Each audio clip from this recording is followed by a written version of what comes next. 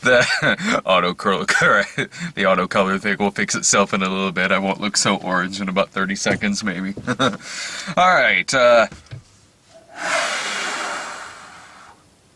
I can breathe. As you can see, I'm not... Actually, I did show up here with... I did show up here with someone. I think the movie might have just murdered Brian. That's actually, I flew solo on this one too. At like the last minute, it was gonna be me and Brian going to see The Raid 2 at the last. He unfortunately he couldn't go see it tonight. Which, if it's Brian and he's not going to see The Raid 2, that means that actually it was for a good reason that he couldn't make it, because, dear God, he and I have been looking forward to this for a long goddamn time. Both of us were, oh hey, there it fixed itself. He and I were both at the first one, and we gave that a really fucking glowing review. And maybe once he sees it, which will probably be like tomorrow, once he sees it, maybe he and I will get together and do a podcast on it or something like that, because Lord knows I wouldn't mind talking about this movie more than once. This film, I think some of my limbs might be broken. I think my foot got re-broken again. Holy shit. I remember going on record saying that the first movie was one of the best action films I'd seen in at least a long goddamn time.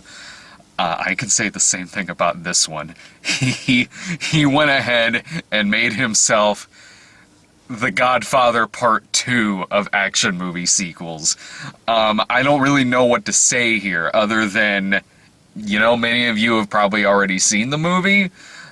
We just got it today. I know it's been out at a lot of places for the past few weeks, but we just got it. I think it's going nationwide this weekend.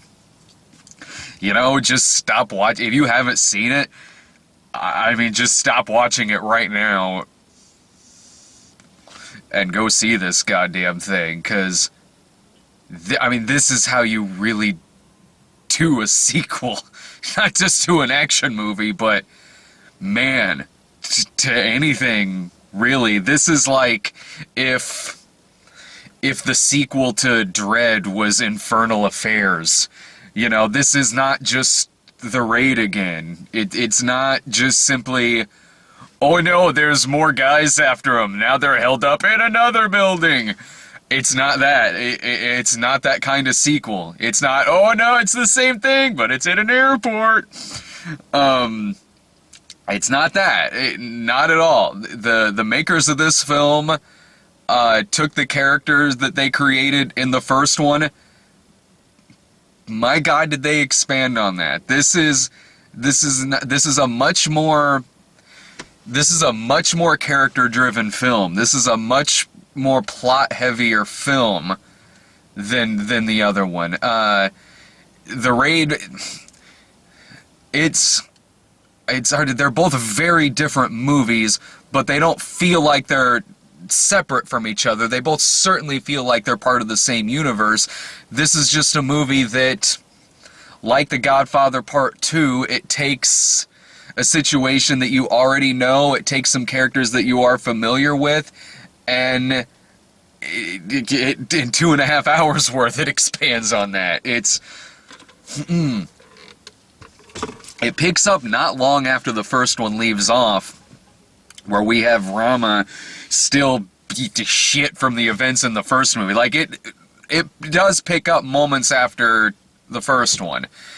And he's offered a position to, it's like Infernal Affairs. He's offered a position to basically go undercover in this crime syndicate to suss out corruption, to suss out whatever crime and corrupt cops, anything like that, and he agrees to do it.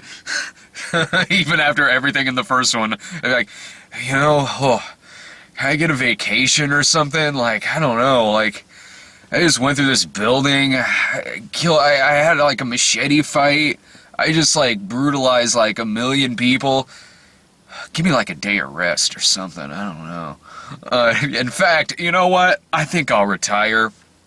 Sure, I'm 26 years old. I think I'm gonna retire now. Move to the beach or something. I've earned my pension. So basically, he assumes another identity. He goes to jail. He makes good with this crime lord's son in prison, Ucho. Once he gets out of prison after a couple of years, he's now deep undercover in this crime syndicate. Once that happens, it not only becomes his story, but also really kind of an ensemble film. We really see as much of, in fact, if not more, of the Ucho storyline than we do our lead character's storyline. I'm fine with that. This is not just simply a movie that puts the character in a building and sends a bunch of people after him to try to kill him, which the first movie did perfectly.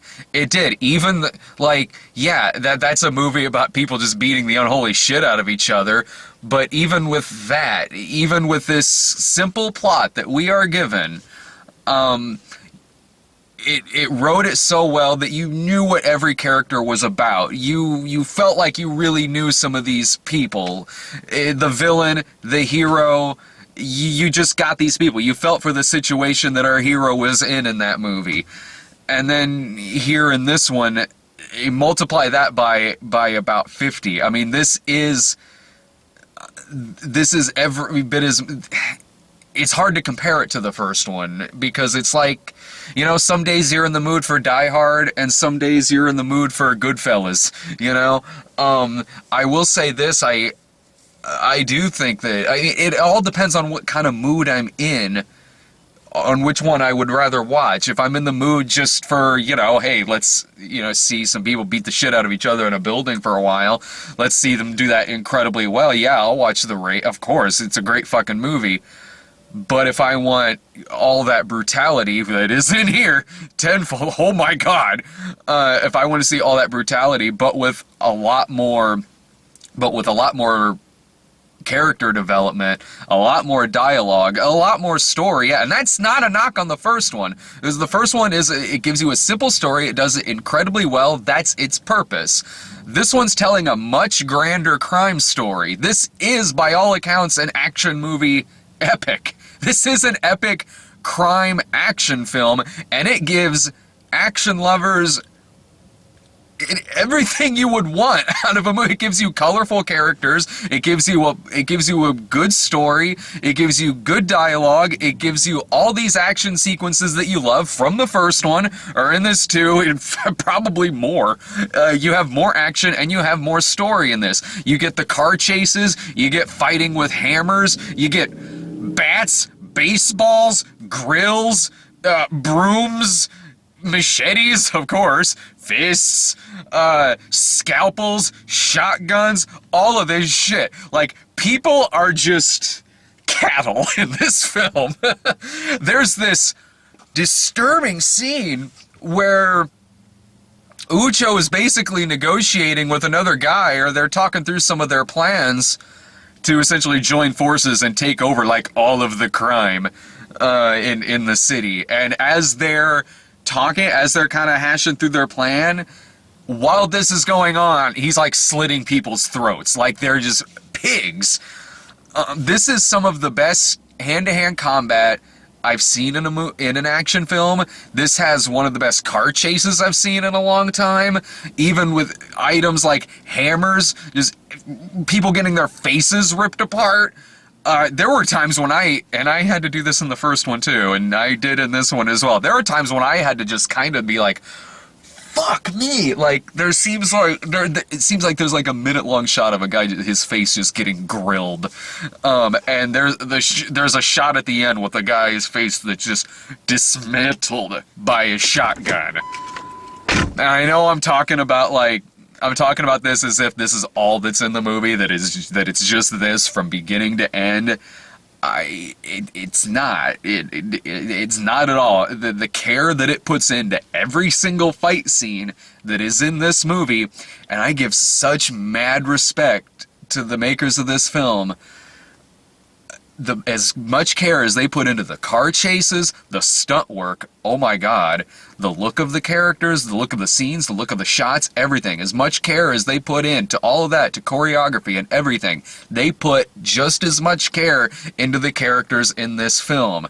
They absolutely do. The character of Ucho is sadistic as shit. He's brutal. He's a punk fucking son of like a mafia guy. But he's not just simply a two-dimensional character. You see scenes where it does seem like he kind of likes Rama a little bit, or at least maybe respects him somewhat. There's human moments to the character, but at the same time, this is a fucking psychopath. At the same time, even though they're getting along in this one scene, at any minute now, he could easily just slice the guy's throat if things aren't going his way. At any moment, he can just crush the guy. Let me give you a good example about the kind of love that it really puts into the characters in this. There is a character in the film of this homeless guy who also serves as basically like an enforcer, like a hitman, who goes on chasing people with a machete. Now, in a lesser film, this would be, you know, hey, okay, this is a cool-looking character, long hair, big beard, homeless guy, jacket, looks like he fucking stinks, he's probably got bugs and shit, but, you know, he can tear you apart with a goddamn machete. And he does. The movie actually takes time out to give you this guy's backstory, to say, you know, he's not the smartest person in the world, but if there's one thing that he's good at doing, it's ripping apart a motherfucker with a machete. It actually talks about how he has a family, and he's sort of doing this because he does want to provide for his family, even though he hasn't seen them in a fucking long time, even though he's estranged from them. Little things like that, the movie takes time out to really get to know some of these people that, like I said, in a movie that wouldn't be as fleshed out as this, something like that would be glossed over. And not saying that would automatically make that movie a bad film, not at all, but but when it's done right, like in this, it certainly makes you appreciate it more. It certainly makes you appreciate the writing a hell of a lot more. Even how the action scenes are shot in this. If you're going to shake your camera around in an action scene, you know, shaky cam shit, this is how you do that well. Yeah, the camera is shaking quite a bit in this scene, in these action sequences. But everything is still choreographed. It's still following everything. You know what's going on. You know who's getting hit, who's getting punched. You know who's throwing the swing, who's dodging shit. There are long takes, and this is how, because yeah, the camera is shaking, but it's not fucking cutting all over the place. It's not hiding the fact that, you know, usually when you see shaky cam done poorly, it's because whoever the fuck is directing it doesn't know how to choreograph jack shit, so they're cutting the camera around all over the place to hide the fact that it has absolutely zero choreography. That's not the case in this. When it's shaking the camera around a lot, it's to convey a sense of just utter fucking chaos and insanity in these scenes. There's this what could be described as the most insane mud wrestling scene since Stripes. And there are scenes in this mud fighting scene that's in the prison sequence. There's a scene in that where there's this fight scene where people are they're ripping their faces off, they're fucking doing everything, but there's a lot of long takes here. There's a lot of takes that seem like they're going on for a couple of minutes of these guys just beating the whole unholy fuck out of each other. Because at the end of the day, isn't that what you just want to see? And this movie does that well. It certainly does, and it gives you a lot more bang for your buck.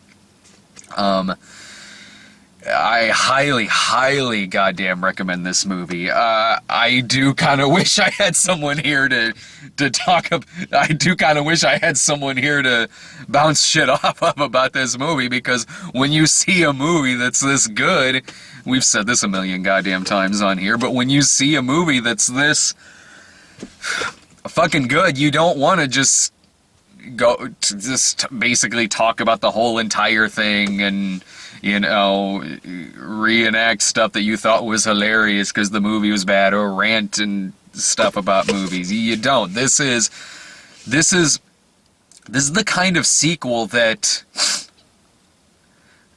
it could really, I don't know about stand on its own is the right word, but this is the kind of sequel that has its own identity, that it really could have easily been called something that's not just simply The Raid 2. This is one of, because really it's not even about a raid, but that's misleading. The Raid TOO. If they remake The Raid, that's probably what they'll call it. In fact, I think they are remaking that from what I've heard. Anyway, this is the kind of movie where, like, you could have called it something other than The Raid 2. It really could have had its own title, because it's an entirely different animal than The Raid is. I mean, it 100% is. And after having just come out of it, I would say that it's I put The Raid on my top 10 best movies of the year list. That and this are now part of, if they keep doing more of these, it could really, I mean, after 2 movies, it already is one of the best series of action movies I've seen after just 2 movies. And if they do more, this will be a classic series of action films. These movies will be regarded, in a lot of ways they already are, even after 2 movies, regarded as masterpieces of martial arts, action movie, crime film cinema. That's what these are. And I would not mind seeing another one. I really wouldn't, because you don't see sequels like this very often. You see, typically when you see like a sequel, whether it's good or bad, sure, a sequel's made because the other one made money, the other one was a hit, of course. This is like The Good, the Bad, and the Ugly compared to Fistful of Dollars. This is, I don't even know what else to compare it to. This is not just simply an ordinary sequel. This is not just simply, hey, let's just do the other one again. This is not, the other one made money, so okay, let's just have them fighting some more people. If more sequels were like this, if more sequels put enough time, care, and effort into their movie, then a lot of sequels wouldn't be quite as frowned upon as they are. Because you get the feeling that watching this, that this guy would have made this movie regardless if the first one was a hit or not. Regardless if the first one was a hit with critics, was a hit with fans, made money. Regardless of that, you get the feeling that this guy still would have made this, because every fraction of this film is clearly a labor of love from a guy who loves action movies, who loves crime movies, who loves movies about people kicking the shit out of each other. Again, with any and every, there are so many dead people in this movie that I'm pretty sure that by the end of it, crime is just done. There's no more crime left there's no more crime left in the world. This movie totally took care of all of that. Oh man. If after Old Boy you didn't think that you could still see people just ripped to shreds with a hammer in newer and inventive ways, oh god, you will love this. You will love this movie. There's this cool girl in the movie with sunglasses on, wielding hammers that she takes out of her purse. Holy shit. When you see a scene that's on the subway, and you see this hot but could probably murder you girl sitting on the subway with a purse, and she takes 2 hammers out of it, and she's got sunglasses on, she probably get off that fucking train. Things will not end well if you stay on that train. I highly recommend this movie. If you like the same kind of shit that we do, if you've been coming to this site for a while, you pretty much know what our taste is.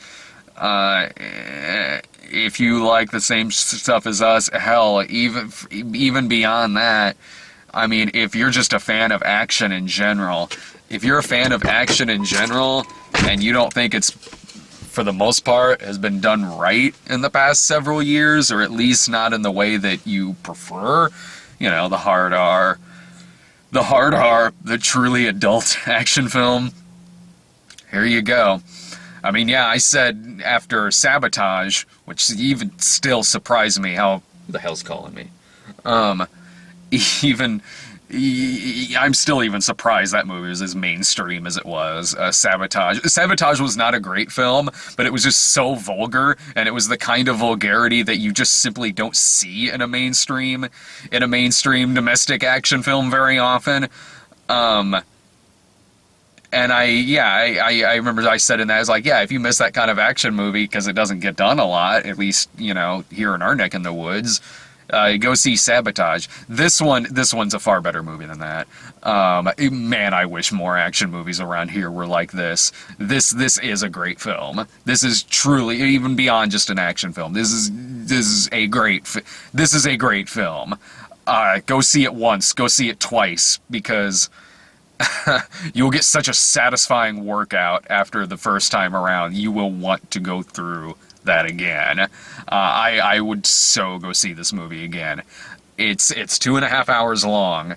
It's 2.5 hours long, and it spends every minute of that being really goddamn awesome. So I hope I did a good job flying solo here on this one. Like I said, this is the kind of movie that I do sort of wish I had someone else here to talk about the movie with, but maybe I'll do like a podcast or something with Brian so we can both talk more at length about the film. But I at least want to get my thoughts. Out here. Honestly, I honestly probably would have waited till tomorrow to go see this, like, with Brian, but I already have like this video scheduled to go on That Guy with the Glasses at a certain point, so I did have to go see this tonight. And as great as the movie is, of course I was like the only one in the theater. Of course. Why wouldn't I have been? So anyway, that's The Raid 2. My God, go see it. I'm gonna take a break and talk about the previews. Oh my God, is it last night already? I feel like I'm doing the same video again. Okay. Oh, I don't want to open the camera. Although, well, hang on a sec. I think I did take a picture of my lonely ass in here to send to Brian. There I am at the empty theater. You can't tell, but I'm so jerking off right there. Alright, let me find my fucking notes on here. I remember I was talking last night about, what was I saying? Oh, about that, don't breathe. It was like, hashtag don't breathe, but it's actually called, like, The Last Ship. There was previews for, some other series coming out that, at the bottom of the screen, the whole time, it was Orphan Black. It's the thing on, BBC America. I'd never seen the show before. Honestly, it didn't look that bad for the little bit I saw the preview. But it was like hashtag Orphan Black throughout the whole thing. And that was actually the name of it. I was surprised. They actually had hashtag the name of what they're fucking advertising, so now I can actually remember what it's called. Although, one person on the last comments did say that an exception to that is that it is funny that on the previews for the Fargo TV series, that it says hashtag, oh, geez. That's funny. Well, that's funny because when that happens, you know the name of it's not, oh, geez. I mean, it's Fargo. Everyone knows Fargo. You know, the hashtag's not, oh, geez, as funny as that would be. But, that's, like, the difference there. We got, 3 fucking different times. 3 different, turn your cell phone off things. And every single one of them's fucking annoying. And clearly they work if I'm writing notes on my phone. And no, I take little notes on the phone so I can tell so I can write down what trailers are if I feel like talking about trailers, but I keep it down under here and kind of tight like that, and then once I'm done, I just put it in my pocket. Like, literally no one can see me doing that. Like, I don't take it out and we got the trailer for fucking Paranormal Activity. No, nothing like that. But anyway, not once, but 3 different times. One of them with the Geico gecko talking to the let's go to the lobby candy, One that was just a title card that said turn off your cell phones, and then another that was the turn off your cell phone, sugar, or a bear will eat it. Like that fucking one again. Although, this time that one was shorter. They now have a shorter version of the bear ad, which takes out the, we're not responsible if a bear eats it. So now it's even more confusing because I really don't know why there's a bear there. All of a sudden, like, keep your phone on a tight leash, honey. Bear walks away. What? I'm so sick of that goddamn preview. I guess at least it's shorter now.